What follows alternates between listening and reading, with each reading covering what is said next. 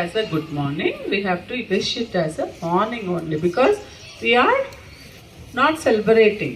Okay, we are condolencing. Okay, we are in mourning, means we are not happy to tell this information. Okay, he is one of the best prime ministers in the world. Okay, Manmohan Singh belongs to the minority community. Minority community ante చాలా తక్కువ మంది ప్రజలు ఉంటారు దేశంలో, 2% నుంచి 3%. Sikh okay, and Singh community అన్నమాట. వీళ్ళు పంజాబ్లో ఎక్కువగా కనిపిస్తూ ఉంటారు. ఈయన ఎంత మంచి వ్యక్తి అంటే అసలు ఈయన రాజకీయాల్లో లేడు, తను ఒక రాజకీయేతర వ్యక్తి. కానీ పివి నరసింహారావు గారు ఈయనను ఫైనాన్స్ మినిస్టర్ చేశారు. ప్రణబ్ ముఖర్జీ గారు ఫైనాన్స్ మినిస్టర్గా ఉన్నప్పుడు ఈయనను ఆర్బీఐ గవర్నర్గా చేశారు. చూడండి, మీరు ఆలోచిస్తే ఇక్కడ చాలా మంది వ్యక్తులకు ఈయన నచ్చారు. ఈయన వర్క్ బాగా నచ్చింది. అప్పుడు ఏమన్నారు, ఈయన ఆర్థిక మంత్రిగా పనికి రారు అని చెప్పినప్పుడు ఈయన ఏమీ ఎవ్వరికి ఎదురు మాట్లాడలేదు, కేవలం తన పనితో మాత్రమే సమాధానం ఇచ్చారు.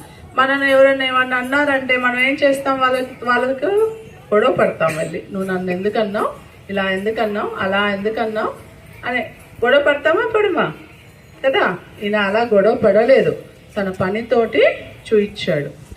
ఇండియా 1991 అంటే 1991కి ముందు ఎలా ఉండింది అంటే చాలా కష్టాల్లో ఉంది. డబ్బు ఉంది కానీ దాన్ని ఎలా వాడుకోవాలో తెలియదు, ఎక్కడ ఇన్వెస్ట్ చేయాలో తెలియదు. కానీ ఈయన వచ్చిన తర్వాత పివి నరసింహారావు గారు, మీరు ఎప్పుడైనా మల్టీ స్టారర్ మూవీ చూసారా కదా, చాలా మంది హీరోలు ఒకటే సినిమాలో ఉంటారు. అలాగా India finance minister, prime minister multi stars అన్నమాట. ఇద్దరు కోఆపరేట్ చేసుకొని 1991 ఇండస్ట్రియల్ రెవల్యూషన్ని తీసుకొచ్చేసి భారతదేశాన్ని ప్రపంచ ప్రఖ్యాత దేశంగా వీళ్ళు నిర్మించారు. ఎంత ఆర్థిక స్వేచ్ఛను ఇచ్చారు అంటే ప్రజలు small scale industries, large scale industries, cottage industries, ప్రతి ఉమెన్ ఇంట్లో చిన్న ఇండస్ట్రీ ఓపెన్ చేసుకోవడం చాలా తేలిగ్గా చేసేసారు. బ్యాంకు రుణాలు, అప్పట్లో మీ తాతయ్యని అడగండి, బ్యాంకులో లోన్ రావాలి అంటే చాలా కష్టపడాలి. కానీ పివి నరసింహారావు గారు అలాగే మన్మోహన్ సింగ్ గారి ఆధ్వర్యంలో లోన్ దొరకడం చాలా సులభం చేసేసారనమాట. ఓకే, సో అలాగా మన దేశాన్ని ఒక ఉన్నత స్థితిలోకి మార్చడానికి ఆయన రోజుకి 18 గంటలు పనిచేసేవాళ్ళు. ఆయన కొన్ని వేల పుస్తకాలు చదివారు. ఆయన అడగండి వాట్ ఈస్ యువర్ హాబీ అంటే ఆయన ఒకటే చెప్తాడు, రీడింగ్ బుక్స్. ఎప్పుడు మాట్లాడారు, మౌని. ఓకే, మన్మోహన్ సింగ్ అంటే ఆయన ఇతరుల మనసుల్ని గెలుచుకునే ప్రయత్నం మాటల ద్వారా కాకుండా చేతల ద్వారా చేసేవారు. చాలా మౌనంగా ఉంటారు. ఓకే, పని మాత్రం చాలా బాగా చేస్తారు. సో ఆయన దగ్గర నుంచి మనం ఈ గుణాన్ని తీసుకోవాలి. క్లాస్లో టీచర్ లేనప్పుడు ఏం చేస్తాం మనం జనరల్గా, ఇంకా మాట్లాడే స్వేచ్ఛ దొరికింది అని గబగబా మాట్లాడేస్తాం. ఇది మాట్లాడడం వల్ల మన ఎనర్జీ పోతుంది, మనం ఆలోచించే శక్తిని కోల్పోతాం.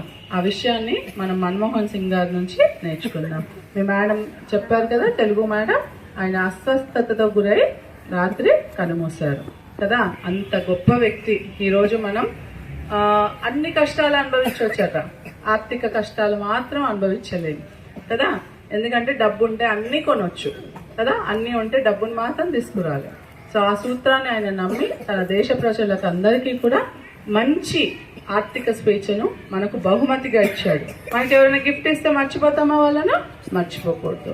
ఈరోజు ఆయన చనిపోయారు కాబట్టి మనందరం ఆయన మరణాన్ని